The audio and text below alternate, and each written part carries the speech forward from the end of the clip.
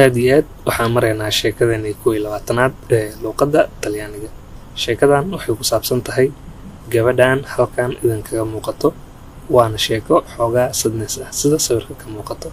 Sawir walba oo aan soo qaadano wuxuu ku turjumayaa sheekada markaas aan qaadanayno. Marka sheekadan caawa waxay ku bilaabanaysaa sida tan: Vivo da sola in Canada. Waxaan keligay ku noolahay dalka Canada. Per lavoro, shaqo darteeda. La mia famiglia, familkayga ama qoyskayga. Vive waxay ku nool yihiin in Mexico, magaalada Mexico. Il mio paese, magaaladayda di origine ee aan kasoo jeeday asal ahaan. Durante la mia giornata, inta lagu guda jiro maalintayda. Ho molti momenti solitari, waxaan ku suganahay kelinimo badan. A volte mararka qaar piango, waan ooyaa.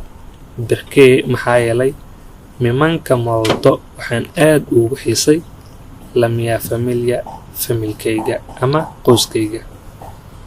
Okay, marka la ku celinaynaa Vivo da sola, waxaan noolahay keligayga. In Canada, waxaan ku noolahay dalka Canada. Per lavoro, shaqo darteed. Gabadhan waxay leedahay shaqo darteed ayaa waxa uu noolahay keligayga dalka Canada. Okay, la mia famiglia, familkaygana ama qoyskayga. Vive waxay ku nool yihiin in Mexico, magaalada Mexico. Il mio paese, magaaladayda di origine ee aan asal ahaan kasoo jeeday. Okay, durante inta lagu guda jiro la mia giornata, maalintayda ama guud ahaan maalinta inta lagu guda jiro. Oo molti momenti solitari, waxaan ku suganahay ama aan dareemaa murugo badan. Molti momenti solitari, xaalado murugo oo badan. Okay, a volte piango, mararka qaar waan ooyaa.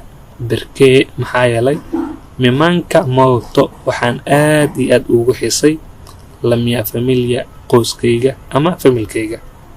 Okay, saacadii oo aqrinaynaa Vivo da sola in Canada per lavoro. La mia famiglia vive in Mexico, il mio paese di origine. Durante la mia giornata ho molti momenti solitari. A volte piango, perché mi manca molto la mia famiglia. Okay, Soomaaliya ku aqrinaynaa waxaan keligay ku noolahay dalka Canada shaqo darteeda. Qoyskayga waxay ku nool yihiin magaalada Mexico, magaaladeedii asal ahaan aan kasoo jeeday. Inta lagu guda jiro maalintayda waxaan dareemaa ama ku suganahay xaalad kelinimo oo badan. Mararka qaar waan ooyaa, maxaa yeelay waxaan aad ugu xiisay familkayga ama qoyskayga. Aad iyo aad waxaan rajaynayaa inaad fahanteen. Canada waa Canada, waa taqaaniin. Family waa family, waa taqaaniin. Mexico waa Mexico caadi ah, waa taqaaniin. Original camal ama asalkayga waa fahmaydin. Giornata waa maalinta caadiga ah.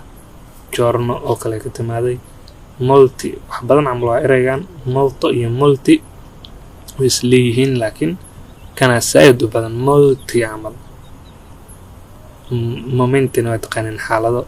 Solitary, eraygan solitary asagana kan camal waa kelinimo. Okay, oo badan.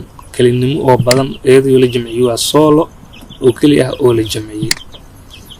Sidoo kale molto oo la jamciyay molti.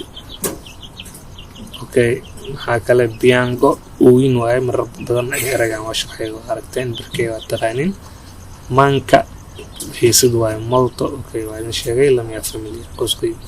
Okay, haddii aad fahantay ku soo qor commentiga. Waa fahmay. Haddii aad fahmin soo qor ma fahmin. Ciao ciao.